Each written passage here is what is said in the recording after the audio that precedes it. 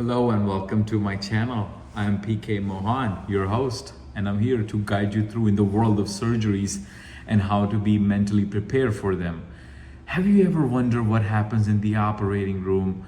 What to expect for that day? And I'm here to give you this mental preparation, what to expect.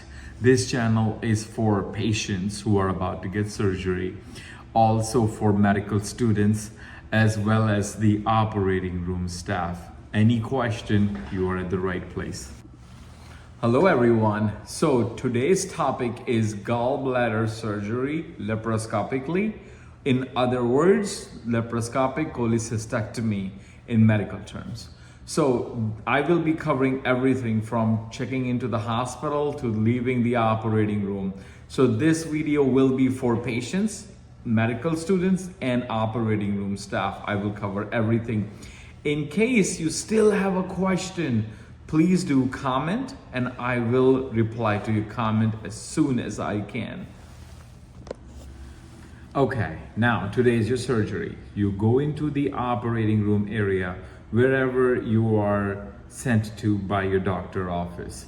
You check in, then you will be going to pre-op area. The pre-op nurse is going to ask you to wear a gown, hospital gown. Once you are ready, they're gonna ask you questions like what's your name, your date of birth, any allergies, and every time you meet a new person in the operating room area, they're gonna ask you the same question. So don't get annoyed, because that's very many checks that they have to do to make sure you are the right patient in the right location. Now, once that is done, you will be getting whatever the pre-op medication was ordered for you, heparin or whatnot, any kind of medication, you get it. Once you are close to getting into the operating room, see, the operating room nurse is going to show up. And the nurse is going to ask you same question all over again, what procedure you're getting, and your name, your date of birth, your allergies, and a specific question: do you have any metal in the body? Which is like knee replacement, hip replacement, screws, rods, any kind of metal in the body. The reason behind that, in the operating room, they put a sticker on your body. If it's on top of that specific metal, it's gonna heat up. So the reason they asking you about this metal, so they don't put that sticker close to that specific implant. Now, once that's taken care of, you will be going into the operating room within few minutes. The anesthesia probably going to take you. And once you are going there, and if you're still feeling a bit anxiety, you can always ask your anesthesia provider, like, hey, I am not really feeling well. I'm just kind of like, I have this anxiety, and I'm sure they have something in their back pocket to help you. There is specific medication that they can give you in pre-op area. If they are allowed to, then they'll just give you that medication and you'll feel pretty happy, or it'll just ease you up. So don't forget to ask that question to your anesthesia provider. And now you will be getting into the operating room. So that's the next step. Okay, next step. You have arrived into operating room. So you will come in the stretcher. You will be aligned to this operating room bed. Once everything is aligned and the staff tells you to move over to the bed, operating room bed, you scoot over. Once you scoot over, if you're not able to scoot over, the operating room, we have everything available to move the patient. Once you are on this bed, everybody's gonna be all on you like a pit crew. Somebody be putting stickers on you, somebody be putting the blood pressure cuff, somebody be placing the SCDs on you. These are the sequential boots.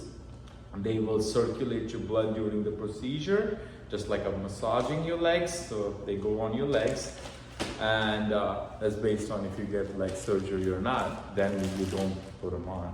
But if you have any other surgeries, they put the SCDs on. And your head will be by the anesthesia, and you will be sleeping in 5-6 minutes, that give or take. Okay, for this surgery, you will be supine. That means you'll be laying flat.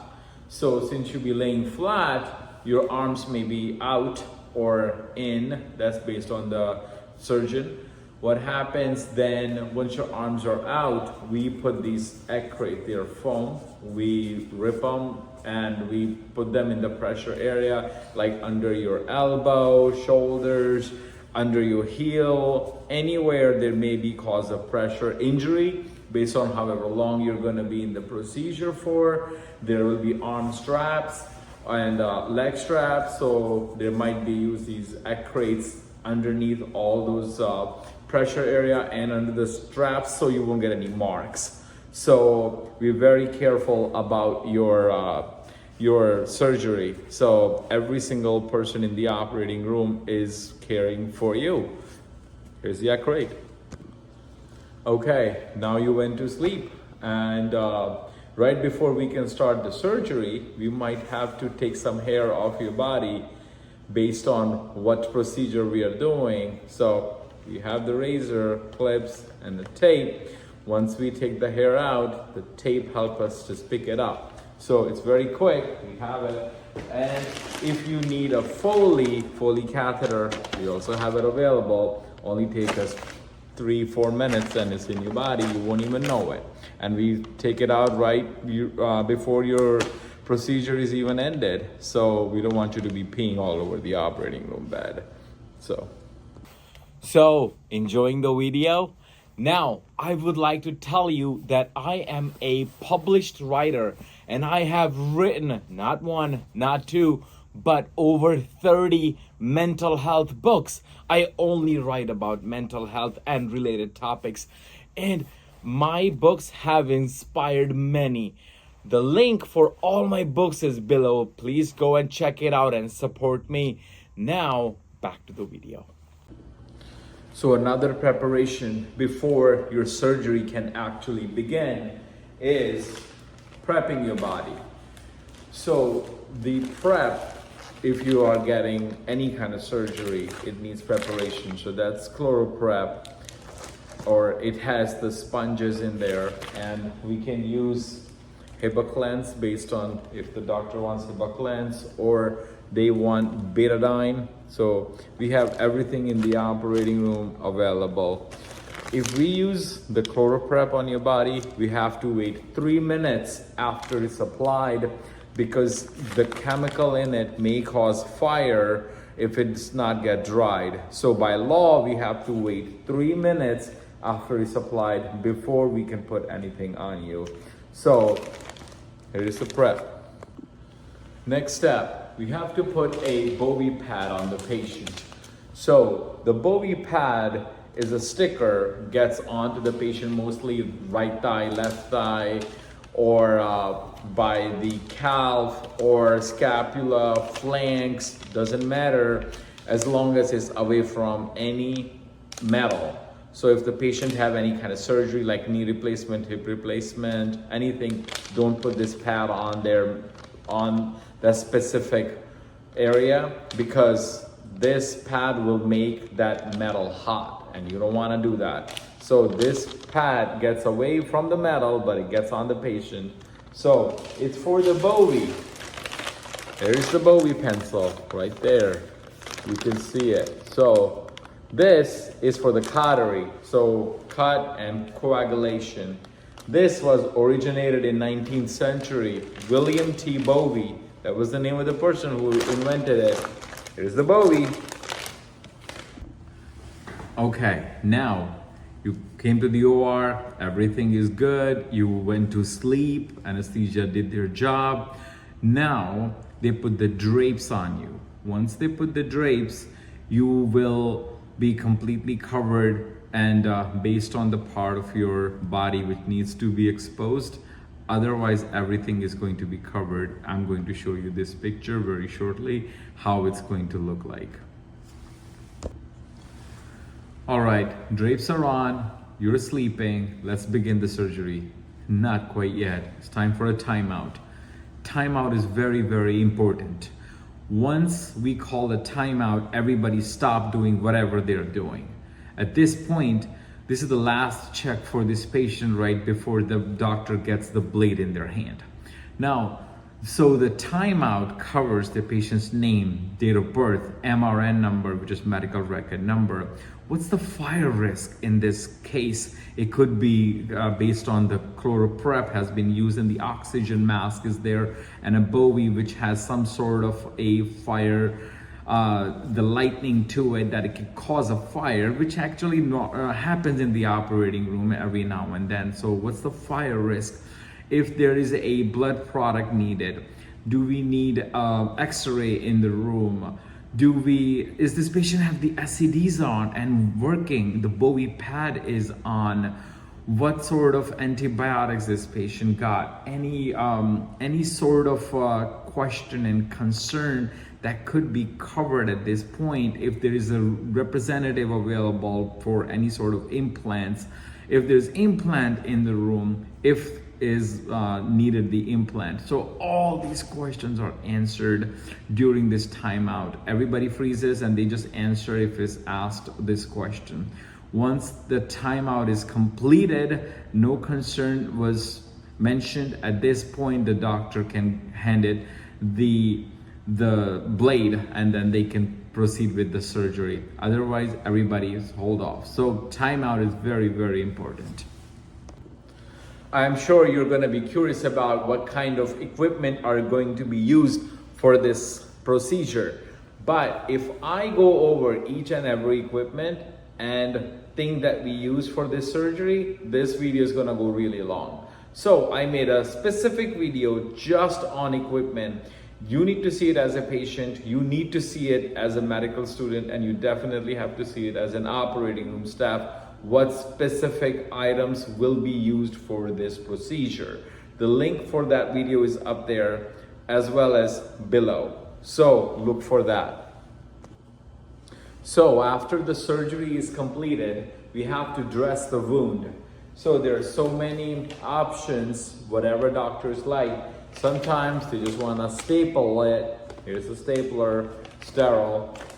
Or sometimes they want to use a steri strips and Mastasol right here.